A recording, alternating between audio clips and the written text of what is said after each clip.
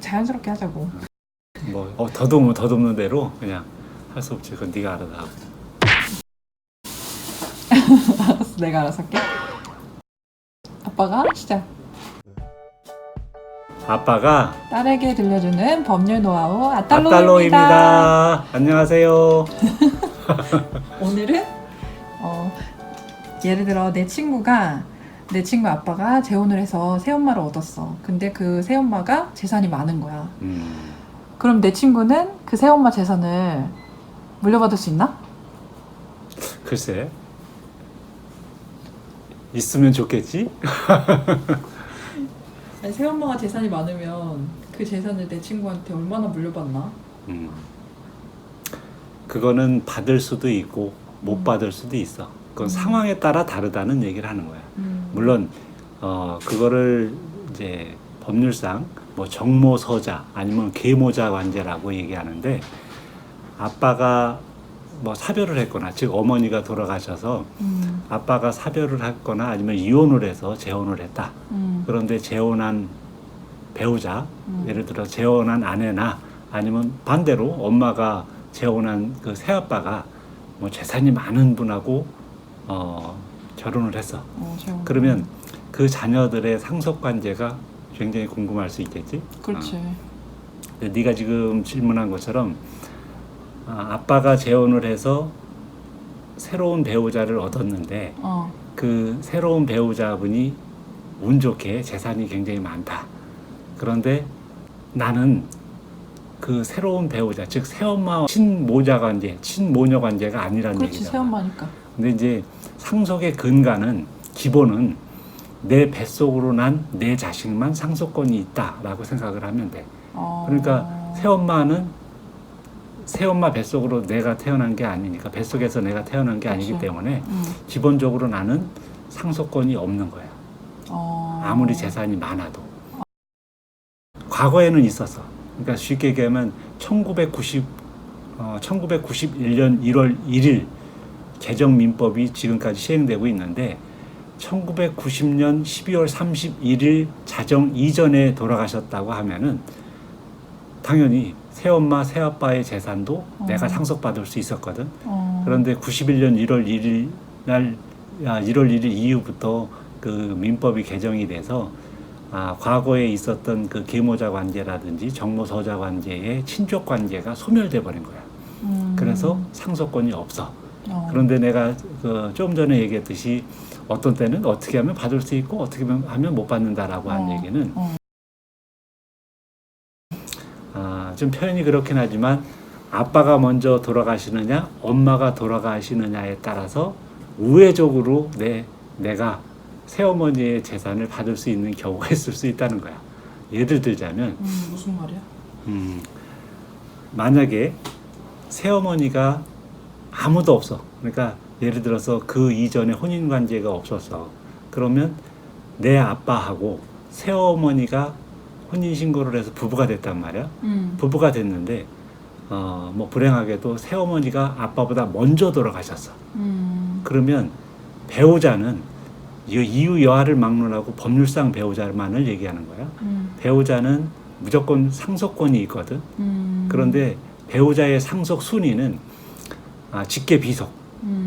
예를 들어서 밑에 아들이든 손자든 증손자든 그 돌아가신 분을 기준으로 해서 밑에 직계 비속이라고 하는데, 비속들은 다 상속권이 있는 거야. 그런데 직계 비속이 있으면은 그 직계 비속과 동순위로 배우자는 상속인의 지위를 갖는 거고, 만약에 직계 비속이 아무도 없다, 즉 자녀나 손자나 증손이나 아무도 없단 말이야. 그러면 돌아가신 분의 직계 존속, 그러니까 친정 부모님하고 이 배우자하고 같이 동순위 상속인이 되는 거야. 그런데 직계 비속도 없고 직계 존속도 다 돌아가셔서 없다라고 하면 배우자가 단독 상속인이 되는 거야. 그런데 네가 질문한 그 새어머니란 분이 친정 부모님도 다 돌아가시고, 그리고 다른 데에서 자녀를 낳은 사실도 없고, 그리고 너희 아빠, 그 친구분 아빠하고 너희 아빠 뭐야? 아니, 그 네 아는 친구의 아빠하고 어. 사이에 혼인만 하고 자손 없이 먼저 돌아가셨다. 그러면 너희 아빠가 단독 상속인이 돼서 너희 아빠 자꾸 아니 그 친구 아빠가 단독 상속인이 돼서 전 재산을 다 받는 거야. 그리고 나서 아빠가 돌아가셔. 그럼 그 재산이 누구한테 가? 내 친구한테 가는 거지. 우회적으로. 그런데 이제 반대로 아빠가 먼저 돌아가셨어. 새엄마보다.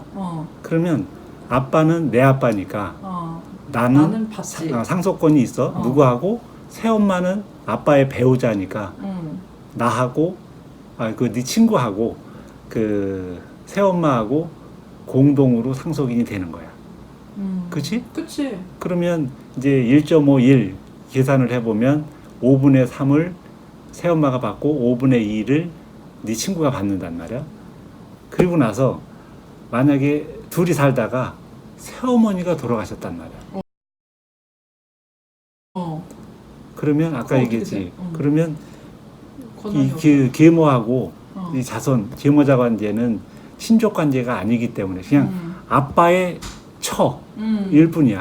그래서 상속권이 없다고 그랬잖아. 그러면 새엄마의 누구한테? 자손이 없다. 그러면 친정부모도 없다. 그러면 새어머니의 형제 자매 3순위한테 가는 거야. 나는 안 가고. 그 형제 자매도 없다. 그러면 사촌 이내의 반계 혈족, 새어머니의 뭐 삼촌, 사촌, 외숙모, 즉 뭐 백부, 숙부, 이모, 고모, 그리고 그 밑에 그 생질, 뭐 조카, 그리고 진령 해가지고 그 삼촌의 자손들 해서 사촌인의 반계 혈족이라고 하거든. 그래서 사촌인의 반계 혈족이 사순위 상속인이 되는 거야. 사순위도 없다. 그러면 이제 법률상으로는 특별 연고자라 해서 소위 말하면 예를 들어서 뭐 사실상의 처라든지 사실상의 배우자, 즉 동거자나 아니면 간병인 같은 경우 특별 그 상속 재산에 대해서 이해관계가 있는 사람들은 그 가정법원에 청구를 해서 상속 재산의 전부 또는 일부의 분여, 즉 나눠달라라고 하는 청구를 할 수 있고, 그도 없다면 마지막은 모두 다 국가에 기속이 되는 거예요. 근데 그 아까 그럼 그 자녀는 그 동거인에 포함은 안 돼? 글쎄 여기서 동거인이라고 하는 범위를 뭐 특정하기는 어려운데 뭐 그런 경우는 나중에 다른 즉 사순위 상속인까지 없을 경우에 있으면은 해당이 안 되는 거고 없을 경우에는 이제 가정법원에 요청을 해서 만약에 인정을 받으면 일부 또는 전부를 받을 여지는 있지만 원칙적으로는 제외된다는 얘기지. 정당한 상속권은 없다는 거예요. 아니 그럼 그 친구가 새엄마를 어쨌든 얻었죠. 아빠가 새엄마를 만났잖아. 근데 새엄마랑 내 아빠랑 친구 아빠랑 아기를 낳았어. 그럼 그 아기는 내 아빠의 재산도 받고 친구의 아빠의 재산도 받고 새엄마의 재산도 받는 건가? 당연하지. 아니 그러면은 아니지. 아빠의 재산은 내 아빠니까 못 받는 거 아니야?